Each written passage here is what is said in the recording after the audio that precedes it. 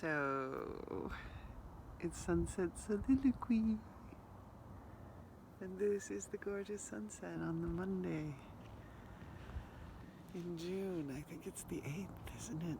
Some kind of craziness is going on in the world and the time and the way it works.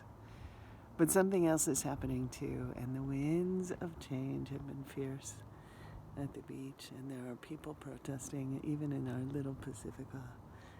And all the cars that go by, they honk and yell and say, Black Lives Matter. And it feels like the world is righting itself.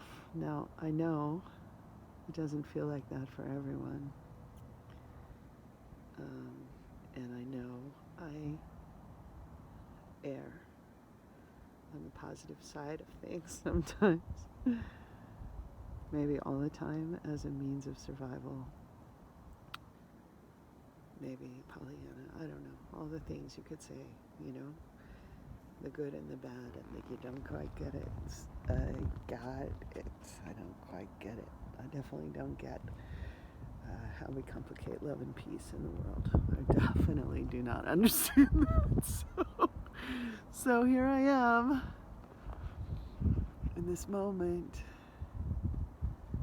grateful for my aliveness and all I have been given, and cleaning my house. Are you doing that too? Are you taking inventory of all your things you don't need anymore? Ideas and people and affiliations and conversations that you're not going to stay in, that you are going to shift. Is that happening for you? Because that's happening for me.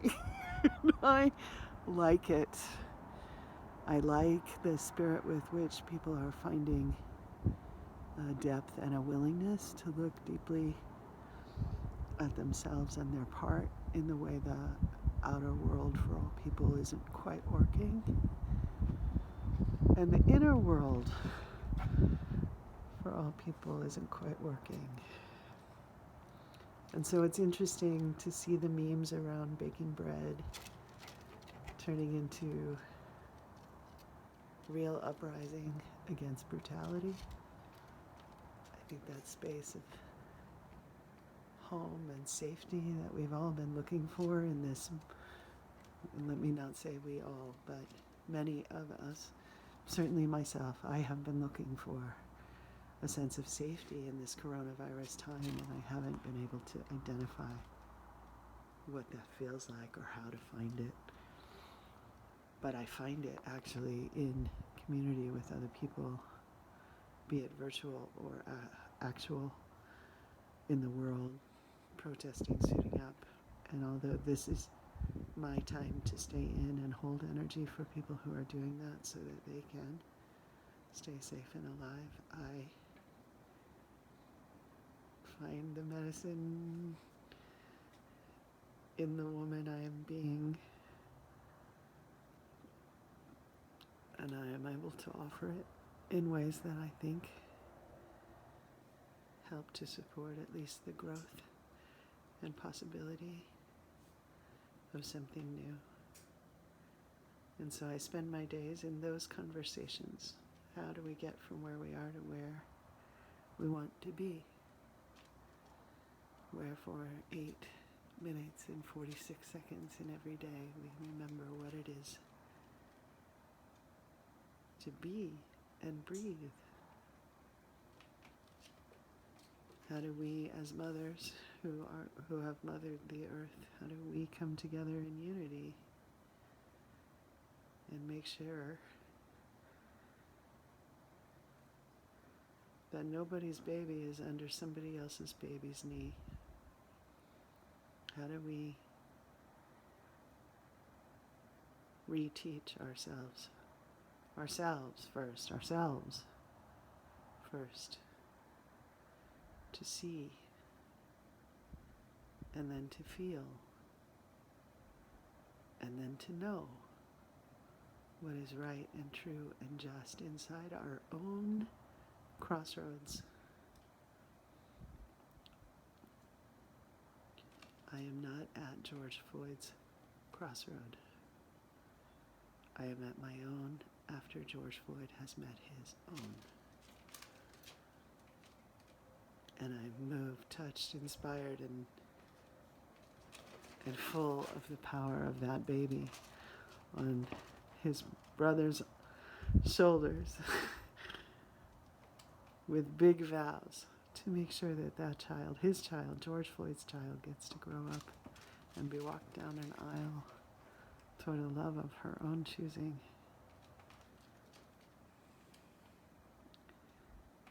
We get the miracles we commit to, I think. We get the miracles and their aftermath. We get the consequences of who we've been and who our people have been and what they have believed in and said and made known. And in those conversations where they are making known, there is a space, between what they taught us and what we have learned is our truth and what we choose to perpetuate,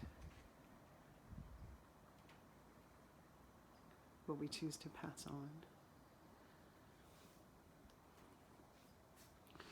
what we give to our children.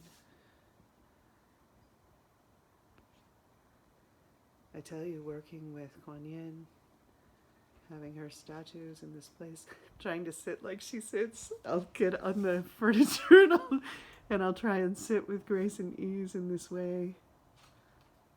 A bodhisattva is called to be the Buddha. And again, not my tradition, but certainly at the crossroads at my beginning to say, to be called to love and compassion. What a calling. What a way of learning how to be. What a truth and a grace and a witness. I don't know very much about Kuan Yin. I am just at the beginning of undoing my grandfather's mind. My great-grandfather's mind that made up all kinds of things about other people. But if I come to Kuan Yin, the bodhisattva of love and compassion, what do I get to learn? It's so easy, in these days, right? I have it turned so big. Let me just bring it a little closer into view, and I'll show you what I'm reading to you.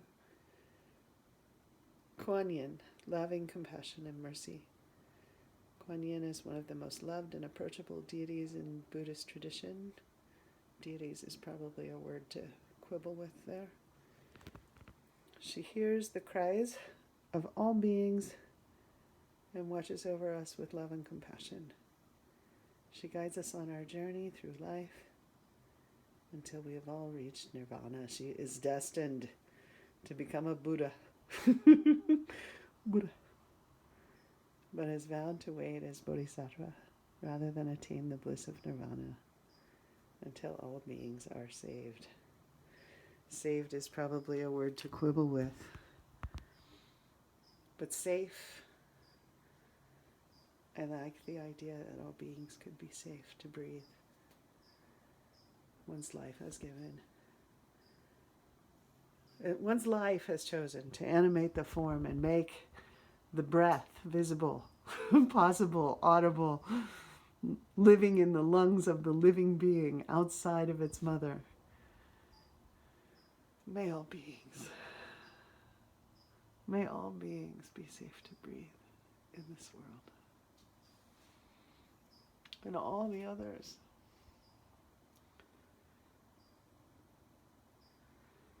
Blessings on your courage, on your mystery, on your pursuits of love and compassion. We need this, love and compassion. We need these beings, that stand in witness and help us, all of us, each of us, get all the way safe.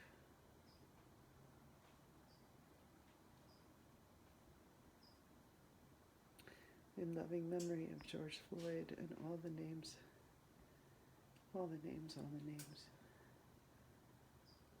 In loving memory, in loving inspiration, in a loving and compassionate call to all mothers everywhere, not just of human beings, but of fur babies and poetry and other creative enterprises that are born of your internal landscape. All of us called to creation. May we combine and witness and co-create a world where all babies are safe to breathe. Blessings on our collective courage.